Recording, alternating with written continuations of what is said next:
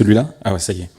Oui, donc bonjour à tous. On a fait les slides avec Loïc par mail interposé. On n'a pas du tout répété l'intervention. Donc on va improviser un peu. Donc l'idée c'est de rendre un peu compte sur une action qui a bénéficié d'un accompagnement de NUMEV, qui s'inscrit dans le volet formation, qui s'appelle Hydrocontest, et qui est, de façon simple, une compétition autour des bateaux électriques et de l'efficacité énergétique de bateaux électriques.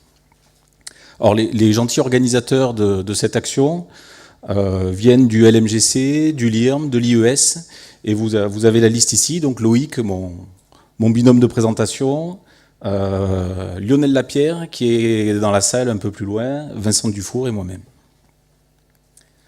Donc ça, c'est rapidement le contenu de la présentation. Je vais revenir vite fait sur c'est quoi Hydrocontest, et puis vous présenter un peu les réalisations et la mission.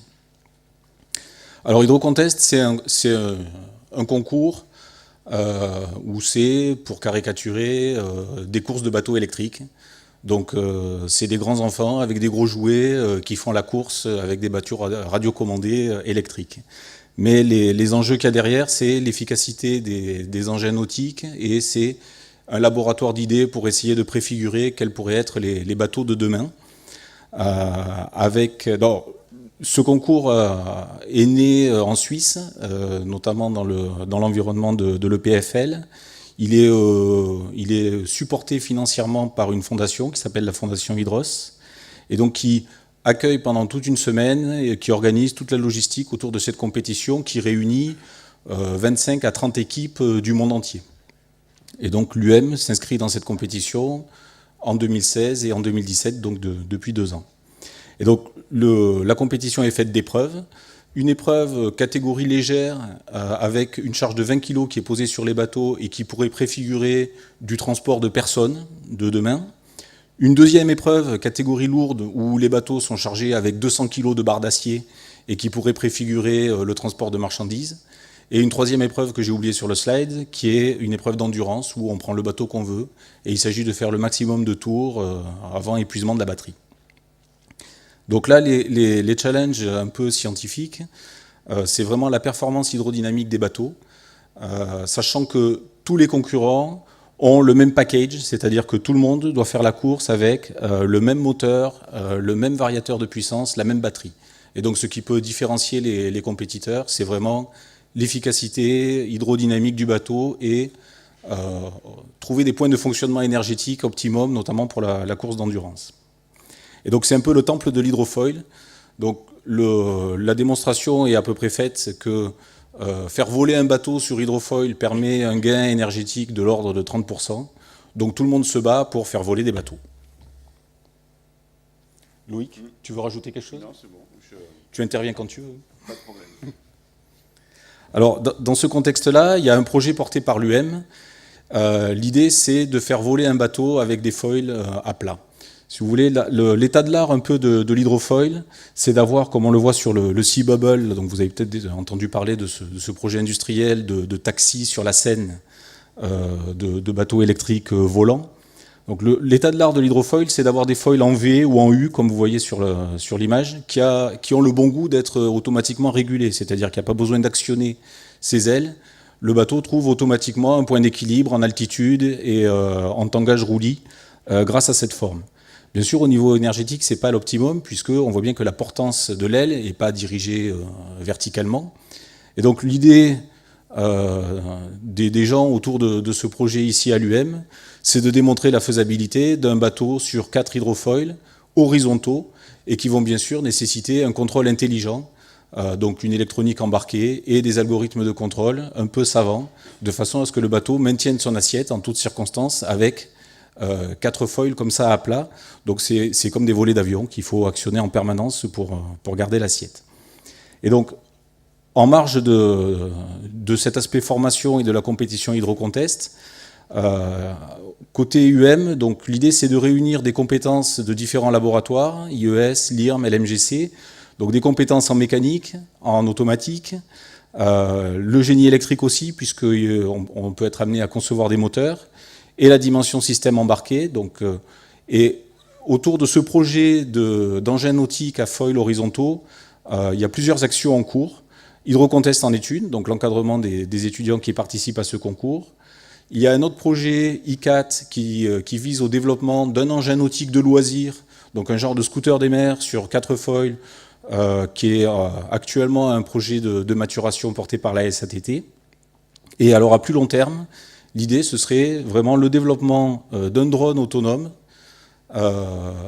alimenté de façon solaire, qui pourrait accomplir des missions de surveillance des mers, de captation de données environnementales, et des choses comme ça. Ça te va, Loïc? Alors, au niveau des formations impliquées côté hydrocontest, donc principalement, à ce jour, 2 formations sont très impliquées dans la réalisation des bateaux. Côté fac de sciences, le département de mécanique, dont le responsable est derrière moi, en rouge comme son logo, qui travaille sur la fabrication du bateau, la conception et la fabrication mécanique du bateau, il en parlera tout à l'heure. Et côté Polytech, le département microélectronique et automatique, qui conçoit et réalise la partie système embarqué et le contrôle. Et donc dans ce cadre-là, NUMEV nous a accompagnés financièrement en finançant donc 3 stages de 2 mois en 2017, donc c'était sur les mois de juin-juillet, et qui a aussi financé la mission des étudiants dans le cadre donc de la participation au concours qui était à Saint-Tropez cette année, début septembre. Alors, le financement de NUMEV porte sur 2 mois de stage, mais c'est des projets d'une année, qui commencent donc dès le mois de septembre par quelques réunions communes où on va définir les grandes lignes un peu du bateau qu'on veut réaliser, enfin des bateaux, puisqu'il faut en faire 2. Un pour la compétition légère et un pour la compétition lourde. Et ensuite, donc, chaque département travaille un peu sur ses réalisations. Donc, côté mécanique, beaucoup de CAO, de calcul numérique pour faire le dessin du bateau, la fabrication mécanique. Côté électronique, du prototypage, pas mal de solutions électroniques embarquées. Un gros travail sur le développement du logiciel embarqué sur le bateau. L'hiver dernier, on a même conçu un petit véhicule de test, donc un bateau encore plus petit que ceux de la compétition, mais qui nous permettait de valider quelques solutions. Et ensuite, le gros du travail pour les étudiants, c'est donc à partir du mois de mai, où ils sont en stage à plein temps, et où donc il va y avoir l'assemblage final, mécanique, électronique, tous les tests, les mises au point, les mises à l'eau, enfin bon, le gros du travail. Alors, quelques illustrations de ce qui est réalisé. Là, on a parlé de contrôle automatique de foil, donc ça commence par une modélisation qui commence, comme dans tout problème d'automatique, par un équilibre de force et de moment qu'il faut écrire pour envisager le contrôle. Là, on a l'exemple on a un schéma un peu synoptique d'un asservissement en roulis sur la base simplement de contrôleurs PID. Donc bon, pour les connaisseurs, c'est pas extraordinaire, mais je rappelle qu'on est dans le cadre d'un projet étudiant. Donc quand on a écrit un peu toutes ces équations pour l'asservissement en altitude, en roulis et en tangage, on peut faire la somme de tous ces efforts à appliquer au niveau des foils. Et ensuite, donc, on a recours à du calcul numérique pour étudier un peu les profils de foils et les caractéristiques. Donc là, vous voyez un exemple de simulation numérique qui donne pour un profil d'hydrofoil déterminé des coefficients de lift, donc la force verticale, et de drag, donc la résistance à l'avancement dans l'eau, en fonction de l'angle, donc de l'incidence qu'on donne au foil.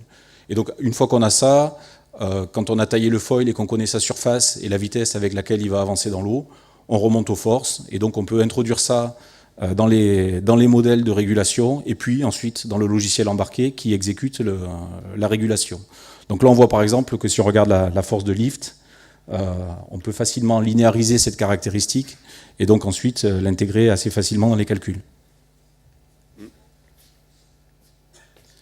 Donc ensuite, pour donner vie à tous ces algorithmes, il faut concevoir un système électronique. Donc là, vous avez aussi un schéma bloc de tout ce qu'on embarque sur le bateau en termes d'électronique, avec au centre ici un processeur qui est de l'ordre de... C'est des microcontrôleurs, c'est pas des processeurs extraordinairement puissants, mais c'est des microcontrôleurs aujourd'hui en termes de puissance de calcul sur des benchmarks. Sur un composant à 10 €, on a à peu près la puissance qu'on avait dans un Pentium il y a une dizaine d'années sur nos tables. Donc ça fait quand même beaucoup de capacité de traitement qu'on peut embarquer comme ça à très faible coût sur ces objets. Et donc on voit tous les organes qu'il faut animer autour de ce processeur, les actionneurs pour les 4 foils, la direction, la propulsion, tout ça communique par des bus numériques de façon à récupérer des données pour évaluer l'efficacité énergétique du bateau, des capteurs, donc une centrale inertielle. En gros, notre bateau, on peut le voir un peu comme un drone, comme un quadricoptère qu'il s'agit de stabiliser.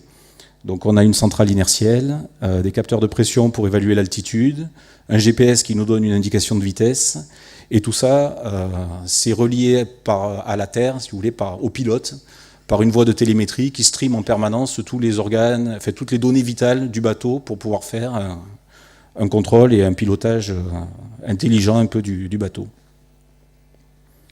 Donc ça, c'est juste des photos donc ça, c'est l'électronique une fois intégrée dans le boîtier. Ça, c'est le tableau de bord que le pilote peut avoir à terre pour la surveillance un peu des données vitales et le genre de mesures qu'on peut sortir donc pendant une course, observer la température, la tension batterie, la vitesse du bateau. Donc on peut sortir toutes sortes de logs pour ensuite essayer d'optimiser et d'aller encore plus loin donc dans le contrôle et dans le pilotage intelligent.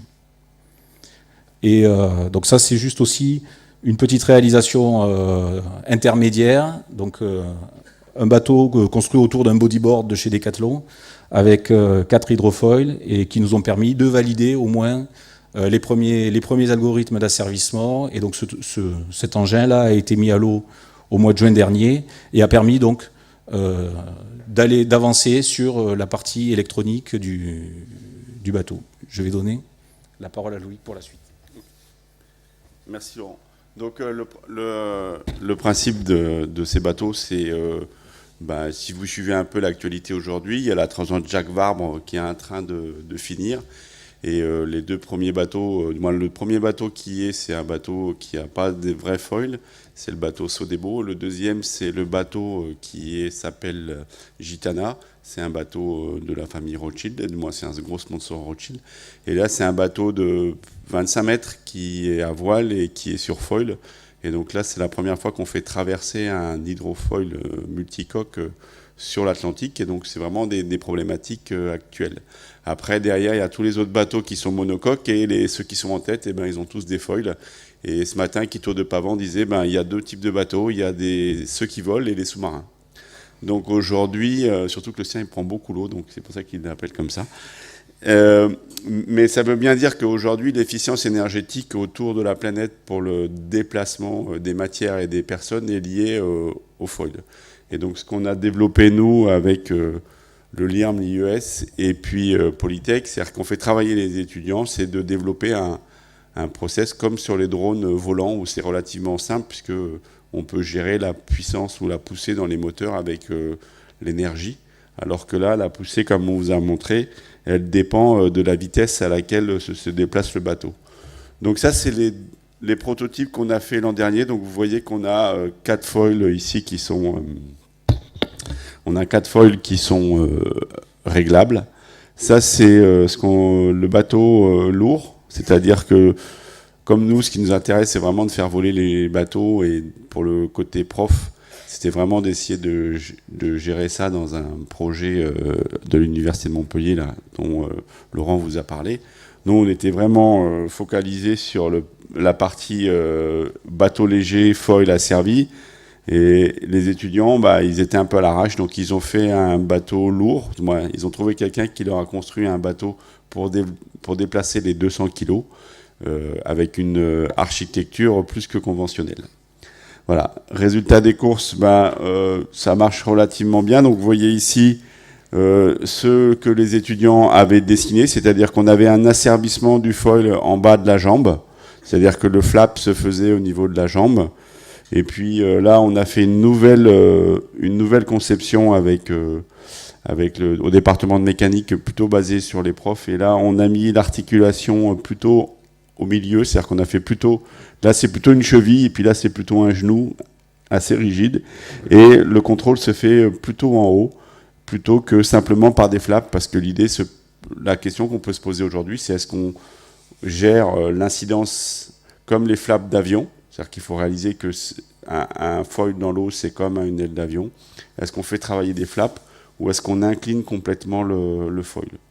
Donc aujourd'hui, nous, on est plutôt parti sur une inclusion totale, mais on ne désespère pas de mettre des flaps un jour, hein. C'est pas comme ça. Donc ça, c'est les différents résultats qui ont été faits par les étudiants. Donc ça met en place quand même pas mal de choses qui sont faites aussi bien dans les formations que de choses qui sont développées à l'université.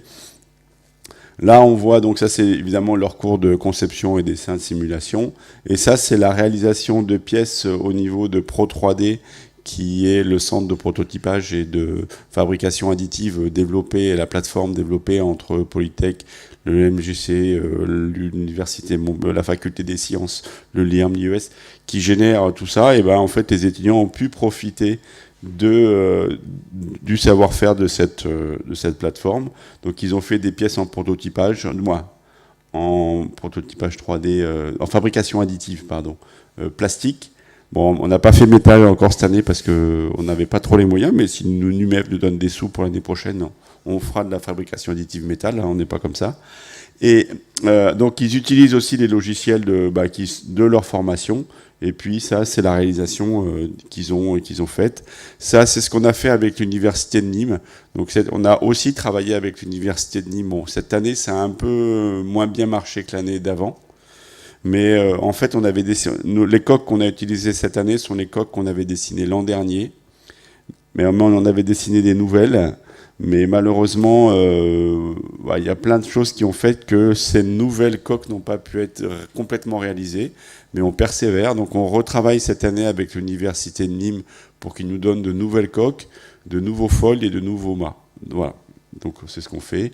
Et donc globalement, les étudiants ont réussi à aller, grâce à NUMEV, parce que c'était début septembre, fin août, début septembre. Donc si c'est pas là où à la fac c'est le plus actif.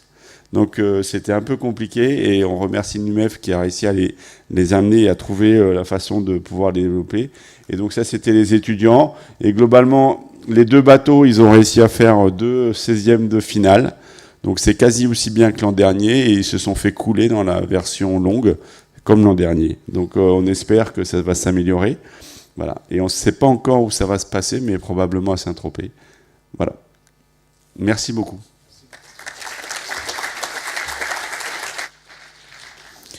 Y a-t-il des questions? Moi, j'aurais une curiosité en fait, parce que là, donc, il y a des projets à long terme qui penseraient à transporter, par exemple, même des navires, des containers jusqu'à des poids pareils. On pourrait imaginer d'avoir des bateaux de transport si massifs. Hop, si, ça marche. Si, c'est envisageable. Il n'y a pas de raison technologique qui font que on pourrait pas mettre ces bateaux sur foil, puisque aujourd'hui on doit pouvoir faire les structures et utiliser des matériaux suffisamment efficaces pour y arriver. La question, c'est l'intérêt. Aujourd'hui, on sait que pour déplacer des gros systèmes, ce qui marche le mieux, c'est les sous-marins. Donc en fait, à titre personnel, je pense que pour les prochains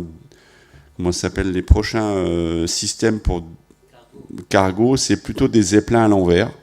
C'est-à-dire que la grosse coque, elle serait sous l'eau, et elle serait remplie de petites boîtes